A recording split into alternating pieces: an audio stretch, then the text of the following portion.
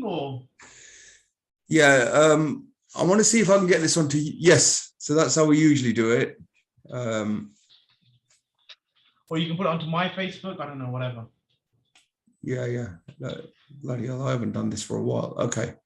Let me put it on. Bloody hell, I've got so many YouTube channels, I can't even remember which one to use now. Oh, shit. Okay, hang on a minute. No, don't play the wrong one, mate. No, it's all right. You can get it on the wrong YouTube channel. Bloody hell.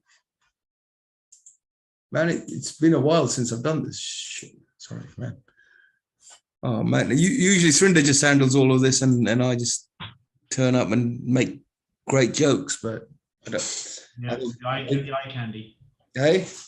So you're the eye candy. I'm the eye candy. That's the word I was looking for, right? Yeah. So anyway, we'll go with this one and, see and edit permanently. I was like this. Come on, man.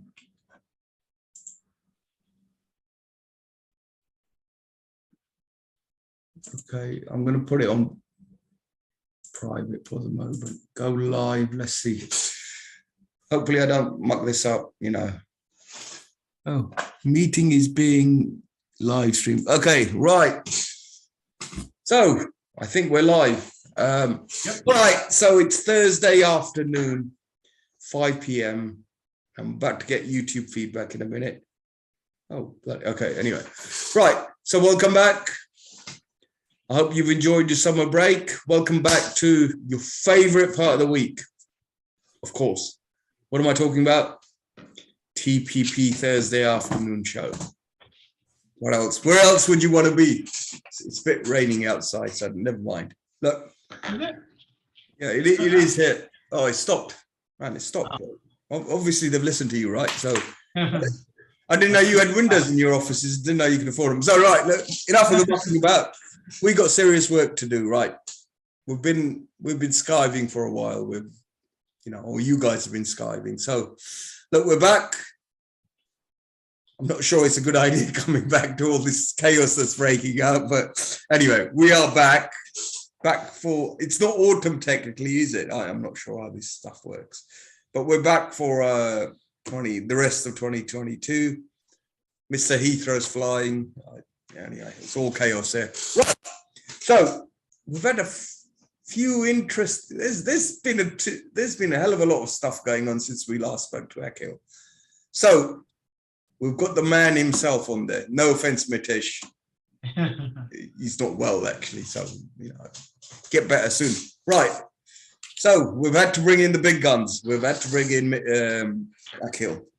Got some really great questions. Akhil, as our audience has probably forgotten who you are, do you want to do a quick intro to yourself? Yeah, no, thank you, Dil. Thank you. So my name's Akhil Mir. I am the owner, the managing director, the firefighter, the guy that helps facilitate mortgages alongside our team at our mortgage broker.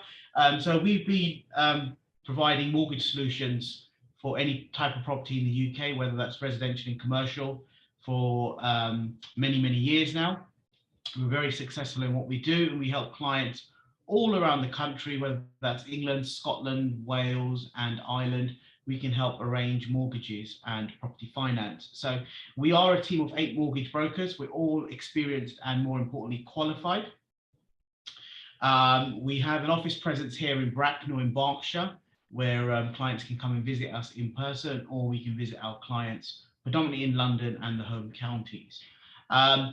What do we do? So what do we do? We are specialist mortgage brokers, and it's imperative as the landscape is changing on a weekly, if not daily basis at the moment, the viewers, the listeners, the property entrepreneurs, or the gurus, or, people that want to get onto the property ladder are speaking to experienced mortgage brokers in constant conversation to understand the trends if you are an investor, the interest rate changes and what that means to mortgages going forward, the return on investments, the capital appreciations, and just a more of a long look at the mortgage market, present and past as well. Because you've got to bear in mind, what's happened over the last 1, 2, and 3 decades. So we don't just provide mortgages. We are solution providers.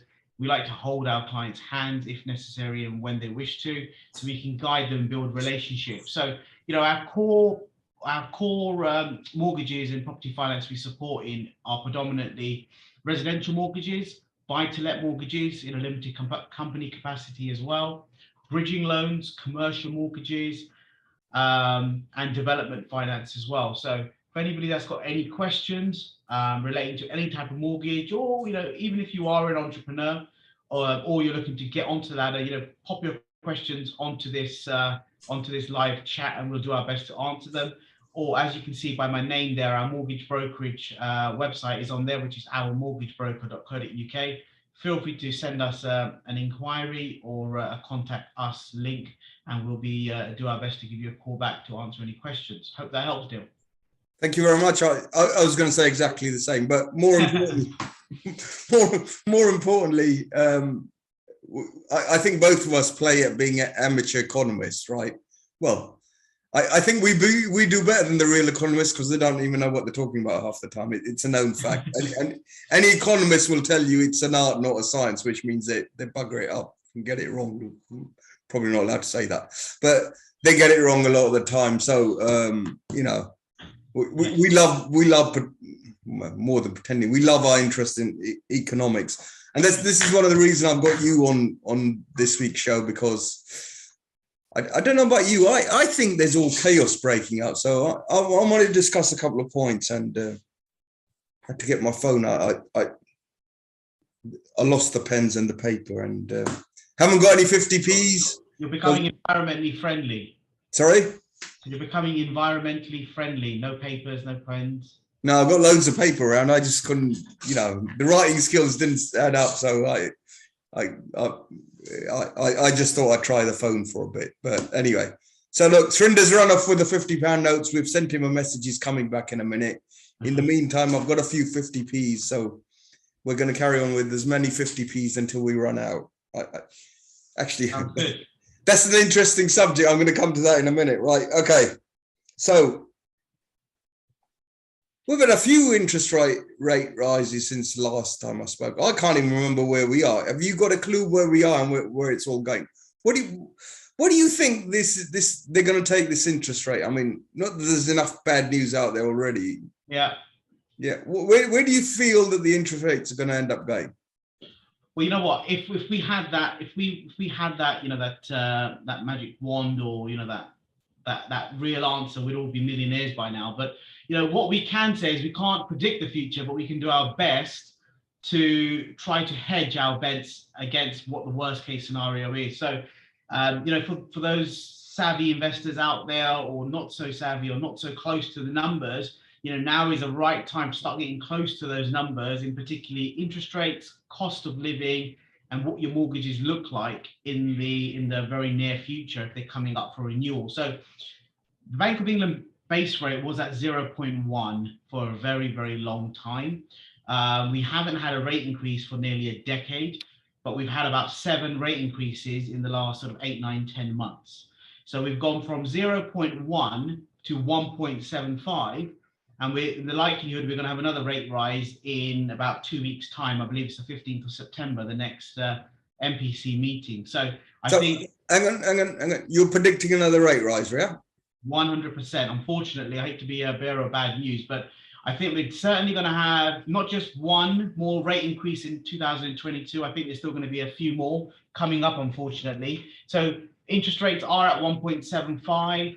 Who knows how high they're going to go, but I certainly think we're going to see at least between 0.5 and 0.75 rate increases in 2022. So I think by Christmas, I think we'll be at 2.5 interest rates. Now, a lot of clients are asking us, what does that mean for our mortgages? Now, let's just put it into context here that if you are, Dil, just a few example, if you are tied into a mortgage, so say you've got a buy-to-let mortgage and you're tied into that particular mortgage deal till the 1st of January 2025, yeah? Yeah. Now, what that means to you, the interest rate rises to you don't mean anything in theory, because your mortgage product is fixed, it's tied up till the 1st of January 2025. So between now and then, whether the interest rate goes from 1.75 to 11.75, I hope it doesn't ever do that. Listen, if it gets to there, we're all dead, mate. Yeah. There'll be riots in the streets. There'll be no comment. I'd love to see what inflation goes to then if it is 11.75. But as we go back to the context, so if you are tied into your mortgage, and let's say in that example till January 2025, it doesn't matter to your mortgage because you are tied in, your payments remain the same, and nothing changes from between now and January 2025. Now, that's not to say to take your foot off the pedal or don't worry about it and cross that bridge when you reach or nearing 2025. You're still going to be very close to the numbers. And what I mean by that is if you are tied into those deals, that's fine, that's great, and you've got nothing to worry about.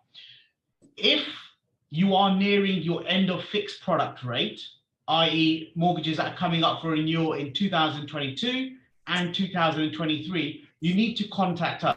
And I'm saying to anybody that's listening or viewing this podcast to contact us, because if you don't action those sooner rather than later, you will be hit. You will then get transferred onto the lender standard variable rate, which means typically your rate will move to 4, 5, 6% interest rate, where you can avoid it if you look at tying those up and refinancing or doing a product switch with the same lender prior to your deal ending. So in short, if you are tied into your fixed rate, you don't need to worry about the rate changes, but you should keep an eye on when your deals are coming up. Create a calendar note so your phone goes off 6 months in advance, say my mortgage is up, I need to contact Akil and his team at our mortgage broker. Simple as that. If, for example, you're on a tracker rate mortgage, and that could be a tracker rate on your main residence or a tracker rate on your buy-to-let mortgage, that's going to be pinching you every single month. And that's going to be happening throughout 2022 because of the incremental changes that we've seen in interest rates. So tracker rate mortgages have been negatively affected for those tracker rate holders. And again, for those that are on the standard variable rate. So if you're on a tracker rate, if you're on a variable rate, if your mortgage is coming up for renewal, you need to contact us like today. Where are interest rates going? You know what? I don't know, but I can guarantee my bottom dollar that they're only going one way, and that's up. How high they go, I don't know, but I can certainly anticipate that we've still got to see rate rises, and I think it'll be close to 2.5%, as I said, by December or by the end of Q1 2023. Does that make sense, Dil? Yeah. I was listening, and it's interesting you talk about this 6 month thing. Yes. I think that's a great tip. So they should start talking to you 6 months before the rate comes up. Yes. Yeah. And am I right in thinking if someone's on a tracker mortgage, they need to take action? You said now, I would say yesterday, and see if they can get themselves on a fix, because this is a bit weird from what I'm seeing. Mm-hmm. The tracker rates are higher than fixed rates. Is that right? Tracker rates, it's all over the place at the moment. Some lenders' tracker rates are higher, some are lower. Some 2-year fixed deals are higher than the 5-year fixed deals and vice versa. So, you know what? It's very hard to keep up on all the changes because they're changing so frequently at the moment, which doesn't help the client. It doesn't help with the mortgage journey. It doesn't help us as mortgage advisors as well. Now, there's a reason why clients like to apply for a tracker rate. There's reasons why they apply for the fixed rates. The key here is just to understand what the client's ambitions are, goals are, 1, 2, 3, 5-year plans are, so we can help guide them going forward. Now, if a client wants to purchase a property and wants to hold it for the medium to long term, in theory, that doesn't make any sense for them to apply for a tracker rate, just simply because we know, or we're quite cautious, or rates keep going up on a monthly basis. So if you apply for a tracker rate, then you are going to be penalized each and every month, and it will obviously negatively affect your cash flow.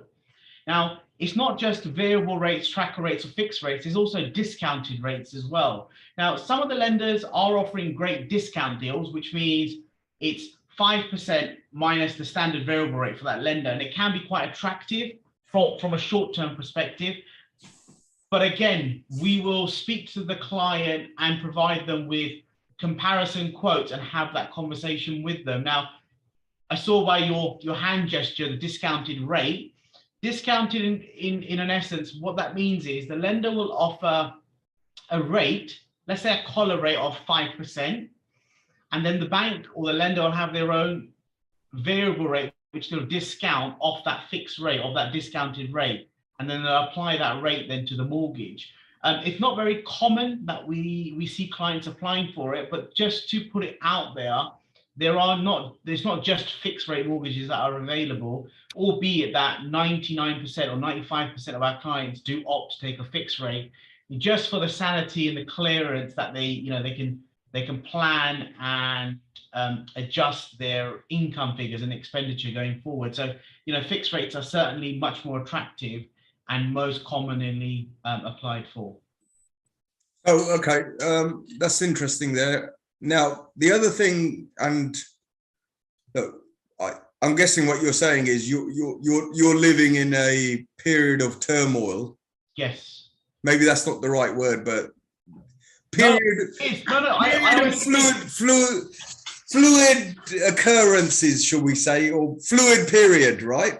Yeah. Maybe chaos as well. But it's something that I remember going back to lockdown. We got shut down, but you guys were extra busy. So I'm thinking you've had a practice run for this stuff, right?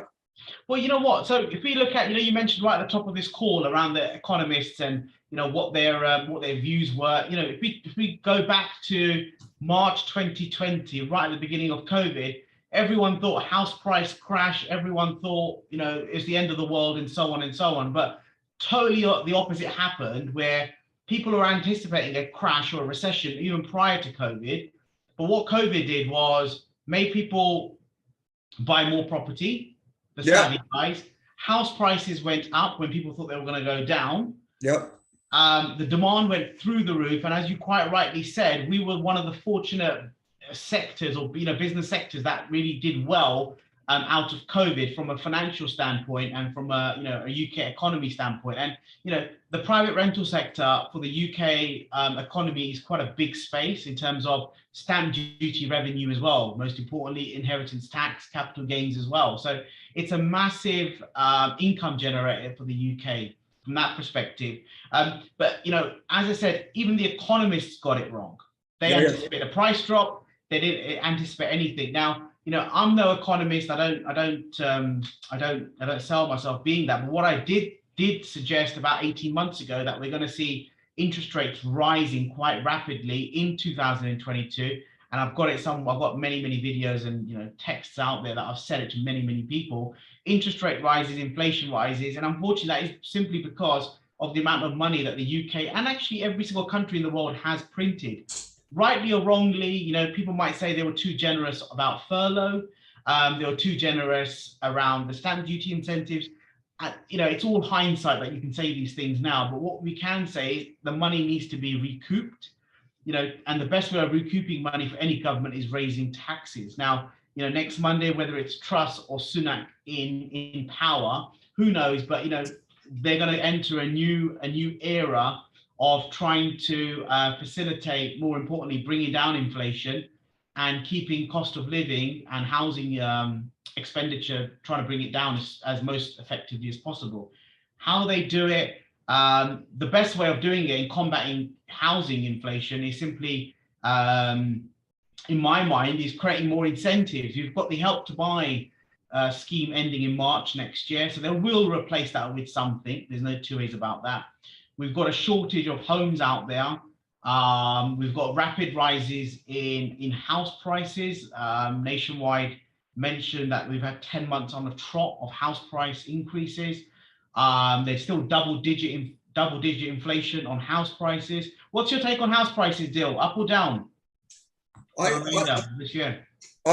think they're gonna the word might be soften, right? And Yes. what I mean by that is houses aren't like beans. You can't go into Tesco and buy X number that look the same, right? Yes.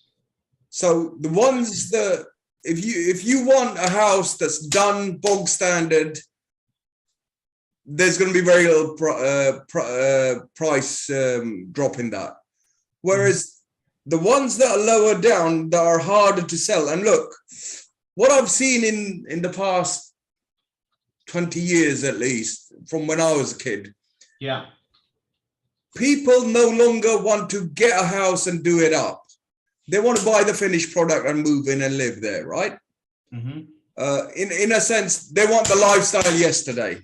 And this is one of the reasons you get Help to Buy, because people don't want to buy the doer-upper and work their way through it. They want it yesterday. Yeah. So there's a sort of reluctance to buy those that aren't that standard. Then again, you had for a long time, you had all the investors that would move into that period, but a lot of those are getting wiser because they're saying, well, the homeowner is willing to overpay because even the ones that are willing to upgrade it over a period of time will see it through because they're looking at a 10-15 year time horizon. Whereas the investors and the flippers are saying, it's not worth it. You're not doing your numbers properly. Yeah, and a lot of the experienced investors are getting wise to that. So it all depends on the standard of your property. The good ones are going to carry on going, maybe don't carry on going up, but they perhaps will take longer to sell.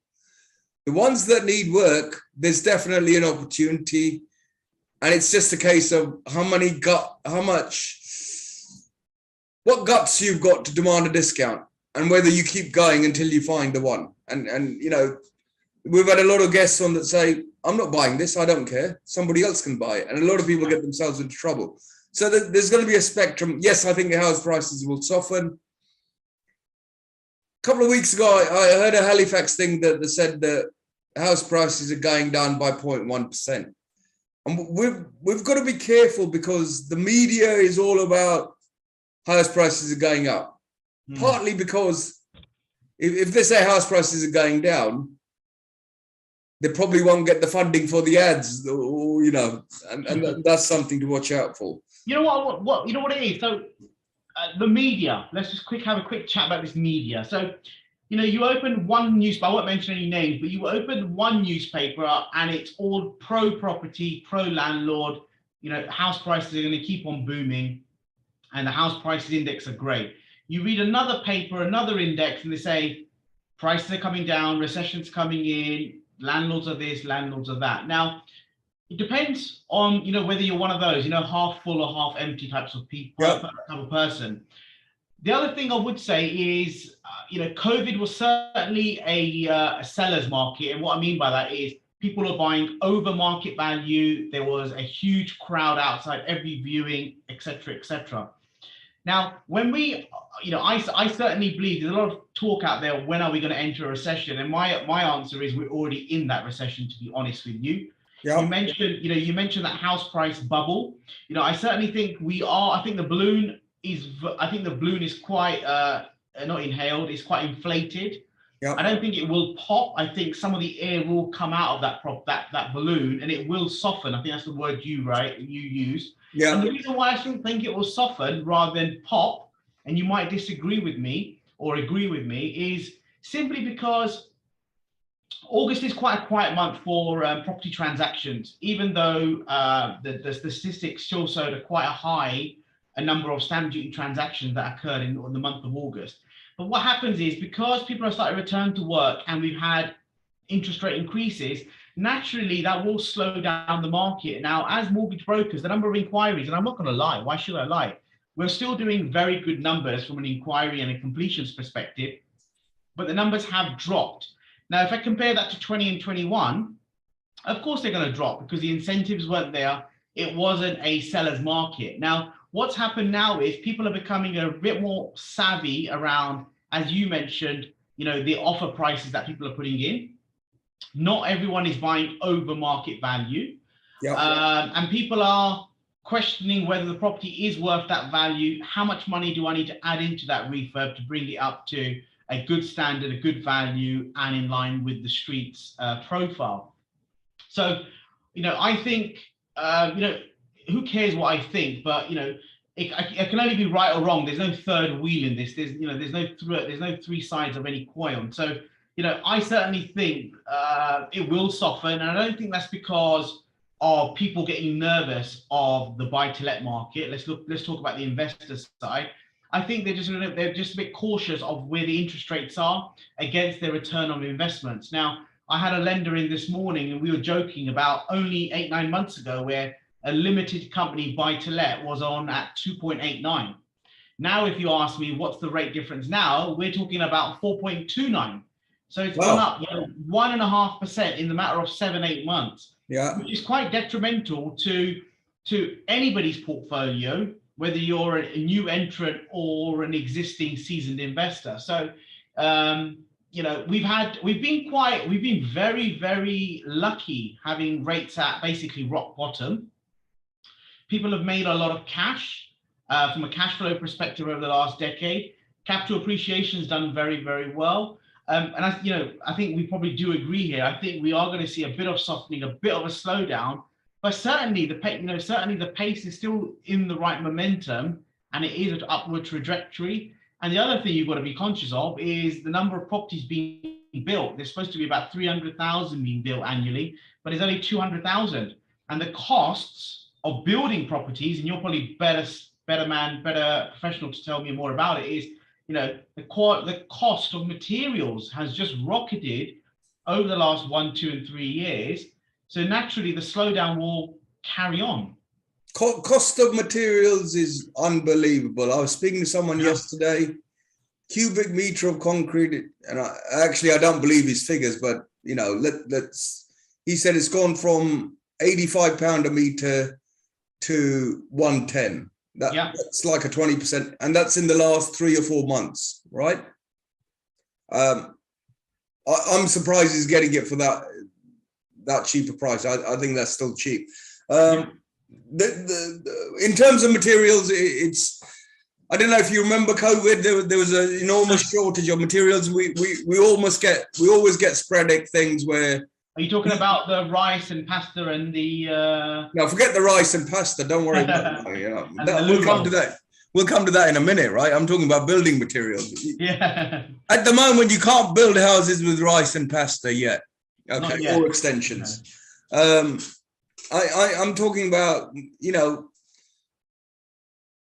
building materials. You always go through a spate. Well, the multi-finish factories caught fire, so the multi-finish has gone from £4 to £5 a bag to £35 a bag, or something happens with the plaster, or something. There's always something going on recently, right? Agreed. Yeah. And then Brexit came along, and you couldn't get materials, and there was all sorts. But the materials are off the. I mean, look, it's almost off the charts now. It's like you can't get the stuff sometimes, and you're thinking there was a development going on during lockdown. They wanted to use trusses. It was in Slough. You know the group I'm talking about here. Instead of using trusses, they had to get because there was a 6-month lead time for the trusses. I think they ended up having to get a carpenter and make the damn roofs with timber, old school, right? Yeah. So all of that's got to be factored in. There are projects. I'm also aware of people who've done deals, say a year ago, probate properties, and the guys next door have said, well, mine is worth another 100 grand, and the bloke said, the buyer said, no, it's not worth it. I'm not going to prepare to pay that. But here's something interesting you get. If a property sells at a price that's probably now we can tell is a peak, in their minds they've got a potential paper gain, right? Unless they're having to sell it, or they think, well, I could sell that and make it up on the other side, pay less on the other side. we get a point saying, well, that's our property's worth that much.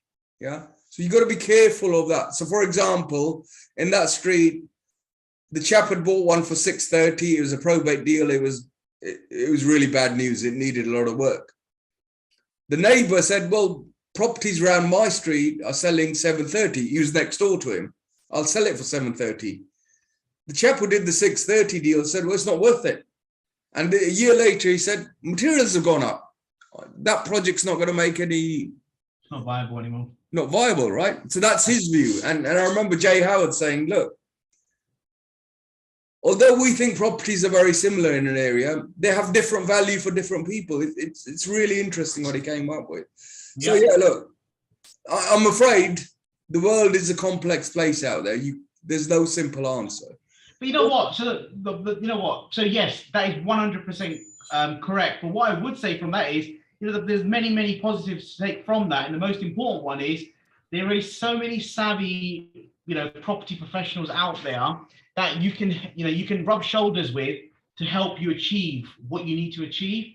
And I think it's it's paramount that, you know, that we all, you know, if we're unsure, you know, seek relevant advice, so you don't get it wrong, to save time and meet those, you know, those ambitions and property goals sooner rather than later. So yes, you know, we all know the stresses, the complexities, the pitfalls, you know, the laughter, the joker about our industry, which is fantastic. We all know there's lots of money to be made as a property investor. We know the drawbacks, but you know, one of the, I love this saying, you know, one door closes, one always opens, and I'm a big believer of that. And yeah, just please, you know, for all the viewers, listeners, you know, take up the relevant advice. Don't be shy to ask someone for a favor in terms of, you know, a question or someone that they can refer you to, because recommendations, experiences, the knows, the hows are so important, and it just saves those you know, those upsetting times if you get it wrong, because in this industry, if you get it wrong, it can go really badly wrong. Yeah, and that's the last thing you want to do. Yeah, I was just going to come to a point. This industry is famous for being a shiny penny syndrome. Yes. A lot of people get attracted to the money. They're not prepared to learn the hard lessons. And this is one of the reasons we do these programs. There's loads of ads on YouTube about make money this way and X, Y, Z. And I made 30 million quid in 3 seconds by pressing 3 buttons in property. We've all seen that nonsense, right? So look, fortunately, there is a lot of education and content out there. I would say to people, do the hard work, listen to the people, right? Question for you, where do you think the opportunity is? Okay, so this is a 2-part question. How long do you think the recession is going to last? Okay, so I might tell you the 3-part. How long do you think it's going to last? Where do you think the opportunity is going to be? And how do you think we'll know we're coming to an end? Okay, so how long will it last? How long is a piece of string? I don't know how long it's going to last. I don't think no one knows that answer. But there's ways of combating it, or trying to combat it, or trying to hedge against the worst case scenario. So, you know, going back to what I said previously about interest rates, I always think worst case. You know, if this draws out for the next 5 years and interest rates keep going up, inflation keeps going up, and it's, you know, you can't control it physically, but what you can do is control your household expenses to a certain degree. You can control your rents, you can control the types of assets that you hold, you can control your taxes that you pay. There's ways that you can control different areas that you invest in. So I think now's the time to, one, consolidate, one, to keep looking at your property portfolios to see where there's quick wins. You might have assets that you've owned for a very long time that you think are not returning a good investment, that you might want to flog off now because you've still made a huge capital appreciation. I certainly think, you know, if somebody's entering this property game or wants to continue in this property game, you know, I'm a big believer property is all about cash flow. Don't worry about capital appreciation. I think cash flow is key in any property investment journey. And yes, I do appreciate if you want to scale, you want to refinance those properties and reinvest, and I get that. And the only way you can refinance is hoping that the property value increases. And how do you increase a value if the market is not appreciating in that manner? Well, the simplest way is, doing necessary refurbs to the property, upgrading the property to a higher standard to achieve higher values. And that's a good way of helping, buying it, refurbing it, refinancing it, and then repeating that whole process in order for you to go up and scale your property journey. So I would say, don't worry about, don't look at the super large picture. Look at how you can control your personal finances as well as your property finances. I think you've got to be conscious of the types of properties that you invest in, particularly those like HMOs. The costs of running a HMO at the moment with energy prices, hitting the roof at the moment and beyond, you've got to be conscious of those costs, student accommodation, of those costs as well. And I think you've just got to home it in. Those days of 7, 8, 9, 10% yields might somewhat disappear for the short to medium term, is where you're going to recoup that cash into the medium to long term. So I think looking at interest rates and how you're going to fix those mortgages for a longer term will be one of the key drivers from your cash flow perspective. And then also looking at, as I said, the costs of running those properties, predominantly those properties that are very time intensive, that consume a lot of time. So HMO, student accommodation, service accommodation, all that sort of stuff. So yeah, I can agree with HMOs, definitely. Yeah. Student stuff, yeah, probably right. Service accommodation, I think it takes a certain type of personality to run that, right? Yeah. I know some people who run it, they love it. Yeah. I know some people who absolutely hate it. I'm not sure how much you can delegate, and I'm quite London centric, so it's a little bit harder in London, right? So your thoughts on house, that I had a question there, thoughts on house prices for 18 months.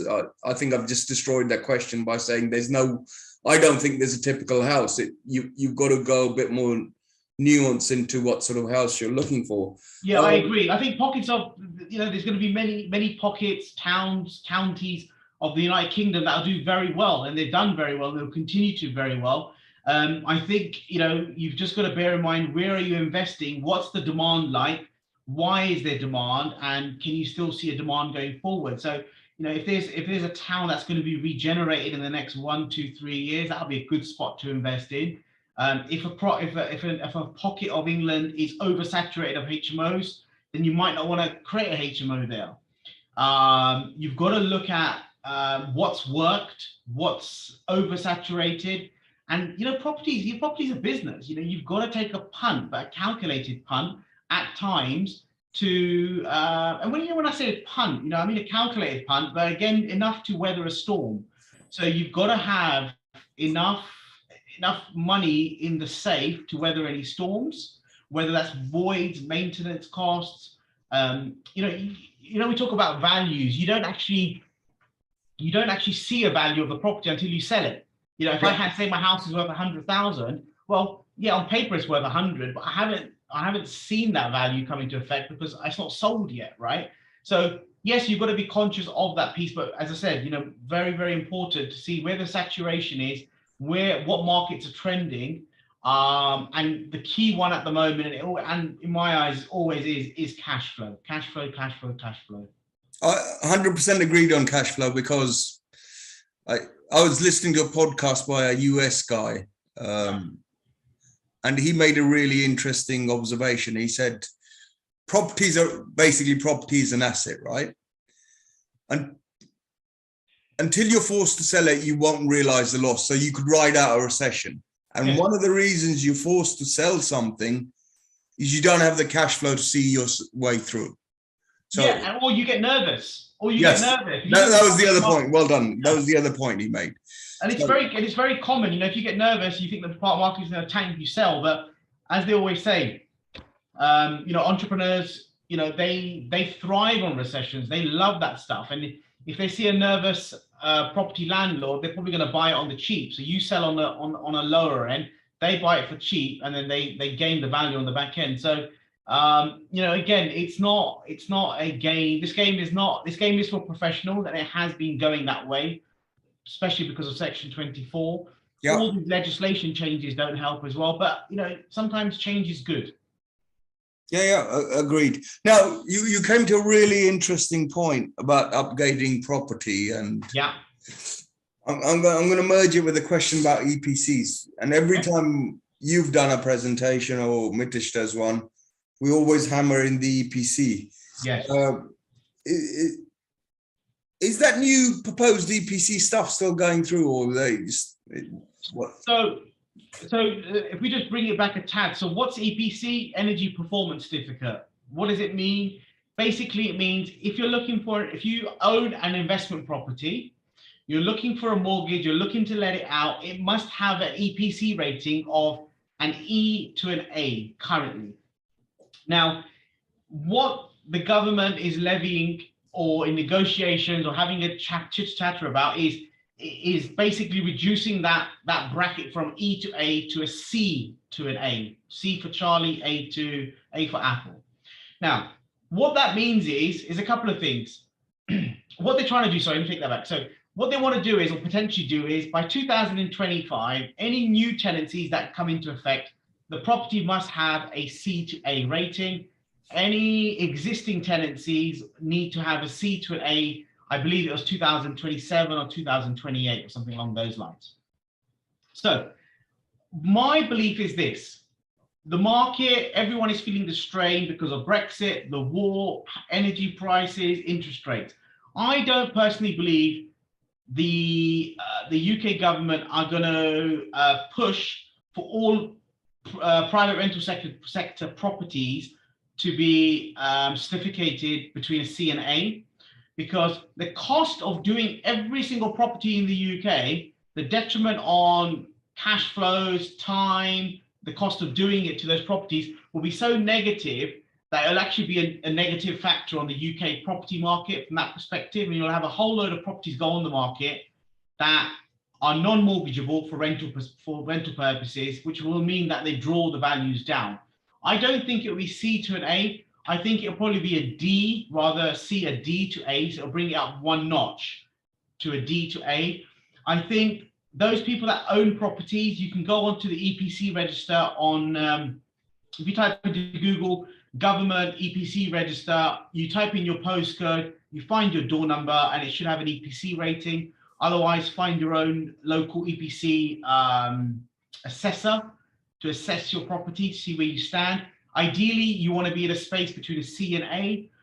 If you've owned property or owned property that was built in the last 10, 20, 30 years, they usually are in good stead. They usually are a C to an A. If you own properties pre-1970s, you know, you might be struggling to get an E, if that, or it might be lower. So the cost of bringing them up to at least an E or D or C are going to be quite costly. So for the property investors, you know, keep an eye on those EPC ratings. They're valid for how many years? Is it 10? 10 years, I believe. Yeah, they're valid for 10 years at the moment. Double check them. Try to get them C or above. If not, worst case, E. If you've got a mortgage on it, then they've got to be at least, the lender, the solicitor will check that it has got an EPC certificate, a valid certificate, and it is of an E or above rating. But you know, thank you for bringing that up, Dil. It is key that we keep an eye on things like that, because what will happen is the government may change their rules, and if the EPC is not of a certain grade level, you know, it's not going to be mortgageable, and then it'll be another what's that cladding issue? Now it could be the next mortgage. Oh yeah, that stuff's endless. There's cladding, there's polystyrene tiles. There's always something going on, right? Exactly. So that could be the next mortgage prisoners. So yeah, just keep an eye. Listen, with the warning signs are there. You know, everyone wants to become very energy efficient, I'm contemplating buying an electric car now. I don't know what to buy. When should I buy it? I think you should buy a bicycle, a push cycle. It'll be really good for you. Yes, that might do. It might help with the old waistline as well, actually. So Yeah, right. mind you, I've seen the e-scooters around. You know, the not the old age scooters, but the new bike scooters. Yeah, they're very fast. They're very whizzy. Yeah. They're going to probably ban those and bring some laws in anyway. So a couple of points on the EPC. Look, if you're going to do any works, keep the paperwork, because it's a lot of it's a paperwork exercise. People don't often keep the paperwork. So when they have double glazing done, when they have heating upgrades, boiler, they forget about the paperwork. So put that in your file. That's a tip that I've learned. I agree. Yeah, to my detriment sometimes. So and look, EPCs don't, that A to C or A to E thing, banding, I believe it doesn't apply to residential stuff, and the guidance for commercial property is different from my understanding. Yeah, good point. Thank you for raising it. So this E to A, C to A is only for rental properties that are rented out to third parties for investment purposes, nothing to do with your main residence. But they're good. But another you've got to be conscious of, having high efficiency close to A just means it keeps your own costs down as well. So for, as we all know, energy prices are going through the roof. The closer to A, which means that your house is more efficient, which in return means the costs of your gas, electric should be lower. Yeah. So I asked you a 3-part question about how long the recession is, where the opportunity is. Yeah. And what was the third part? I've forgotten now. Sorry. Don't worry. I can't remember, but I'll give you my prediction. I think this is going to be a 2-year stint. Yeah. The opportunity will be more of, there'll be a great opportunity for people who've got cash and who are going to be cash buyers, right? It's going to be even more pronounced in this recession. Yeah. They always have some sort of opportunity in downturns. When's it going to end? I think it's really interesting. If you watch the auction houses, that they I mean, a couple of the auction guys taught me this. They're very fluid in the market, because unfortunately they've started to cheat now. In the old days, everything would go up. It'll be in person. You'd see the market trending, right? But now, because it's online, and we do need to get an auction guy on. I've got a couple of guys in mind. What you see now is, if there's no interest in the lot, they won't even offer it. So they're cheating a little bit. But watch the auction prices. That's a really good market indicator. So 2 years, opportunities probably where people can do deals quickly. Yeah. Where are we? 22. I think 23 is going to be a hard year. 24 will start coming out of it. But from recessions I've seen in the past, going in it, people don't realize we're in one. Yes. Coming out, they take too long to realize we're out of it. So just watch that stuff. Sorry? That was a very good point. And I think, touching on your auction point, auction's a good barometer to look at the forecast, because usually what's trending in an auction is usually what happens in the mass market as well. Yeah. It's usually a 6 to 9 month lag. So that's key. Keeping an eye on the 10-year US swap rates, which have gone from 1% to close to 3% in the last 12 months. That's another key barometer to look at interest rates. What else can we tell? Every day is a changing market. And, where I sit in the market, we're quite fortunate that we speak to all types of investors, homeowners, property entrepreneurs, and more importantly, the banks and lenders as well, to see, where their forecast lies, where they forecast things to go, and how they're changing or adapting to the market conditions. So, I'm still very, very positive about the buy-to-let market. I'm asking my clients to be becoming a bit more, number savvy if they're not already, particularly around the costs of running certain types of rental properties, as we said, HMOs and the like. And also, thinking well in advance, keeping your admin up straight, relevant documents, because, lenders are not able to fully satisfy all the underwriting requirements if the applicants haven't got the required document on day one or day two. So, just be smart, get in touch with the relevant people to give you the inside tips, the do's and don'ts to make sure that the mortgage journey is very, less stressful than what it already is. No, talking about US and mortgage journey and interest rates. Yeah. I remember a program with Mitish, and he said, look, the bridging loans are very close or almost cheaper than the residential mortgage at that time. Yeah. Yes. So how is bridging loan market like at the moment? And this goes on back, this connects well with my point about doing on the spot cash deals, because that's a way of financing a quick deal, isn't it? No, I totally agree. So the bridging market is still very, very, very busy, very, very lucrative. And it's a great resource for people that are looking to buy property that's not mortgageable, people that want to buy a property refurb and flip, for chain breaks. That's another useful tool. And you can apply for a bridging loan for a month, for 3 months, for 12 months, even 24 months. So it's a great resource to have. Now, with regards, we talked quite a lot about interest rates and the mortgage interest rates going up and up and up. But what we've seen about the bridging market, it's remained static in terms of interest rates, and it's still very, very competitive. So that's great for those people that are looking to still invest in the property market, to do those refurbs, developments, conversions, and take up that type of property finance, because it can be very, very lucrative for those savvy investors to enjoy the comfort and the swiftness of a bridging loan. So that market is still very, very buoyant, still very competitive. And those rates, what we've seen, have not been going this way. They've been going either sideways or downwards. So very, very positive for people that are keen to explore the bridging loan market or continue to explore that market. So you said something interesting there. I didn't realize this existed, a 24-month bridge. Yes. So, how does that compare to a 12-month bridge? Because usually in my mind, you've only got 12-month bridges. Yeah, so as it says in the tin, it's double the time. Usually most clients take a bridge up to 12 months. Now, this is dependent on the level of works that they need to do to a property, or if they're trying to gain full planning permission, they might want to go over and beyond.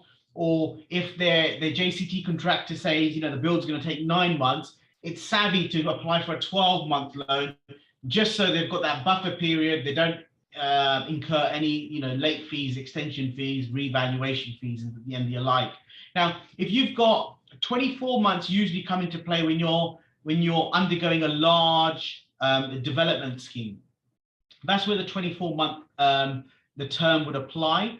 And collectively, the monitoring surveyor, the lender, the JCT contractor, the developer themselves, us as brokers, we'll all rack our brains to understand the build scheme or the conversion scheme or the planning scheme, to understand, the true cost or the true term that we should apply for with a buffer period. So bridging loans typically 1 to 12 months. That's 95% of the business.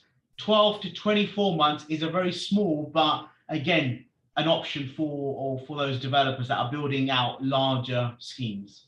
Okay, that's good to know. And on a 1 to 12 month sort of standard bridge, yeah, what's the range of rates and what's the range of deposit we're looking at?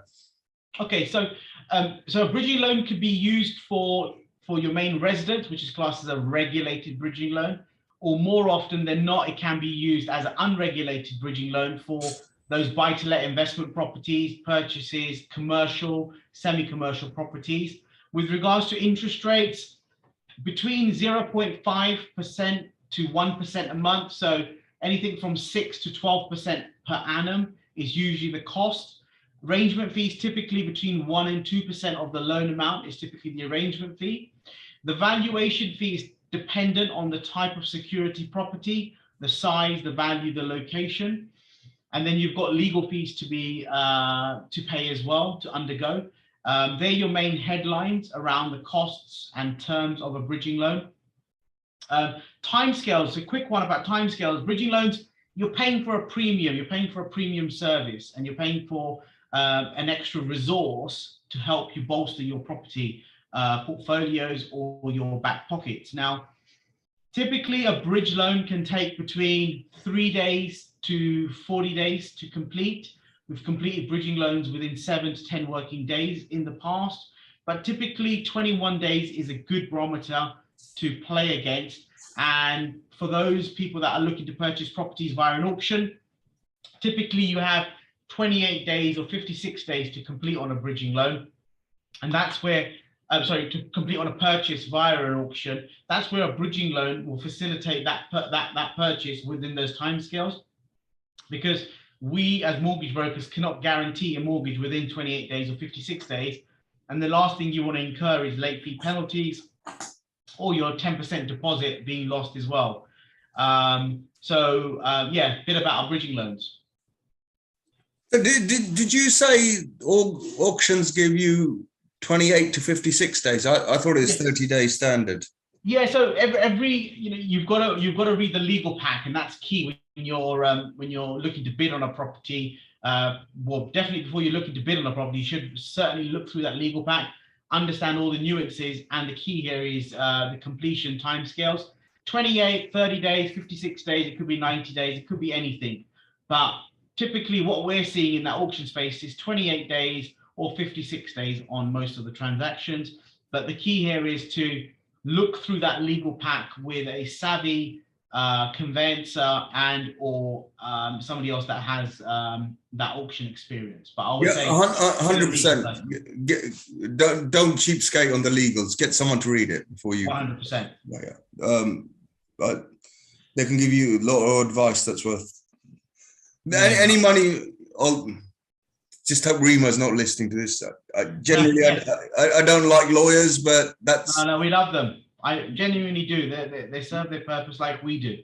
We cannot do without them. They cannot do without us. So, Rima, if you're watching, you're doing a great job. Thank you. Look, Rima's one of the good lawyers. Unfortunately, she's in litigation, so you're going to be even more careful. Yeah, my other friends have probably killed me, but they seem to cause more problems than they fix. But the one, not Rima, but the other lawyers, right? I had a really interesting conversation with one a couple of weeks ago. I'll tell you off here. Anyway, so look, if you're thinking of buying auction, money with the lawyers with the suits is definitely worth spent. 100% tip. Otherwise, stay clear of them. No, sorry, I can't say. Okay. We touched on investors and limited company rates. Are they still using limited companies, or is that sort of calmed down a bit? What's the? So there's a lot of so there's about 40 odd buy-to-let lenders in the market, of which half of them, or just over half, now are in that limited company space as well, all with their own bespoke criteria, how many properties that they can allow for in the existing client's portfolio and all that stuff. Yes, it is still quite a big arena in our inquiries and our completions. It's certainly something that people should consider because of the Section 24 tax changes that came into effect sort of 4 or 5 years ago. People shouldn't discount it, but they should take up relevant tax advice. The distinct difference between a personal name buy-to-let and a limited company buy-to-let mortgage is quite simply the interest rate difference. It's roughly between 1% and 2% difference in the interest rate between personal name and limited company.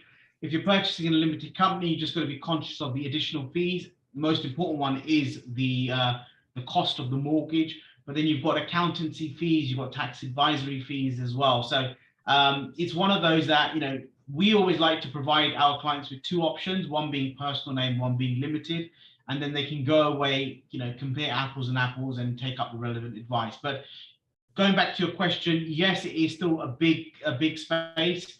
It's a growing market, hence why more lenders are entering the limited company capacity. It's certainly a big spot for us. Right, and look, we've had a really great in-depth conversation. final question for you. Is there anything else that your firm does that you think would be interest to our audience in terms of property investors? Yeah, no, thank you for asking that question. So, you know, we bang on a lot about mortgages, bridging loans, this, that, and that, all about financing, borrowing. Now, the other thing you've got to be key of, you know, take care of and be conscious of is protection. You know, what type of protection, and I mean life cover protection, critical illness protection. What planning have you got in place for the unfortunate time when the breadwinner, you know, passes away, or when things are not at such a good place? So we offer advice and solution finding for people that want to insure their personal lives. While they're alive, they can get income protection, critical illness cover. So if they're diagnosed with any conditions that are severe, there's various types of insurance and protection policies out there that people should certainly consider if they have not. And we advise all our clients to at least have life cover on the basis that when they pass away in the future, there is certain amount of level of cover that their family and loved ones can receive because of obviously the breadwinner passing away or whatever it be. So life cover is big. Also, we recommend and refer to our trusted partners for wills, lasting power of attorneys, and trusts as well. There's no point building up a large portfolio if you haven't got wills and trusts in place. You haven't got lasting power of attorneys in place, simply because, you know, if you can become incapacitated, you can't read, you can't write, you know, for whatever reason, you've got someone that is dependent that can take on your role, your responsibility in your replacement. So these sort of things that people forget about, to be honest with you, and more people do than don't. So it's key that the viewers, listeners out there, if you are not protected, you haven't got any level of life cover in place, you haven't created a will, you haven't created a trust, you know, you are very, very open to losing a lot of money in the back door. Your loved ones will have to apply through the courts for probate, which can take weeks, months, and years. Yes, yeah. More so, the larger the portfolio, the larger the complexity of the asset, can take months and years. We've seen that from time to time. And you know, if unfortunately, you know, the loved one's gone, it's too late. So you know, I know we don't like to talk about these things, but it's key to plan for the future. Don't just plan for interest rate hedging, plan for the inevitable, because yes, it is an aging population. People are dying a lot later, which is good. But you know, everyone has to go one day. So you know, if you are listening, you haven't got a will, you haven't got a trust, you haven't got an LPA, which is a lasting power of attorney, you haven't got life cover, you haven't got critical illness cover, give us a call, contact us through our website, get in touch with us, and we'll certainly advise you where we can, provide you with solutions, or refer you to our relevant business partners. Excellent advice. Now, just touching on that point, incapacitated excludes Friday and Saturday nights, I'm assuming. Well, it depends. I'm not going to go into it. It depends how incapacitated you are, but hopefully you don't get to that level that you don't forget what happened the night before. But no, on all seriousness, you know, it's you know, we do this, you know, as investors, as entrepreneurs. We're building this to create a legacy that we can pass down to our loved ones, and we want to safeguard it in the best appropriate manner that we can. So why not, you know, take up the relevant advice, spare that 1 hour, 20 minutes, 2 hours, 3 hours with the relevant advisors to make sure that you hedge against anything negative that could happen. Yeah, no, good tip. And if you're watching this on YouTube, subscribe and like, and watch some of our previous programs that we've had experts on this. So Akhil, yes. Really interesting chat. Thank you for your time. Really appreciate the second most valuable currency in the universe. and your knowledge, because look, everybody thinks that you know, like you said, we see elements of the market that people don't see. Yeah. Especially you in your profession, in your company. You've got a lot of knowledge that knowledge and experience. You've seen how it works. You see a lot of cases. You see a lot of stuff going on. Yes. And I think people don't always appreciate that. So it's really good of you to give up your time and come on the show. I appreciate it. I appreciate it, Joe. Thank you. You know, we're friends on the camera and off the camera as well. But, you know, it's key that, you know, in any time, good time and bad time, you know, we share any knowledge that we have. And I think I said it right at the beginning. Don't be afraid to ask questions. Don't be afraid to, you know, ask for advice, because, you know, you don't know what's going to happen tomorrow. And it's better to ask up front than get it wrong and then ask for advice on the back end. And, you know, more importantly, you know, every day is a school day as well. You know, we don't know all the answers, but we're very close to knowing the answers, and being that, you know, we know people that are very close to the answer. I don't think at this moment in the UK, I don't think anybody knows the answers. It's all going pear-shaped, mate. It's all going Pete Tong, as they used to say. Yes. Fantastic. We will be calling you in on a regular basis from what I see is going to happen shortly. So thank you for your time. Absolute pleasure, Dale. Thank you again. And any questions, feel free to contact us at ourmortgagebroker.co.uk. Brilliant. OMB, that's nearly like OMG, right? You nearly nabbed that one. OMG would have been great, right? Yeah, just what does the G stand for? I don't know.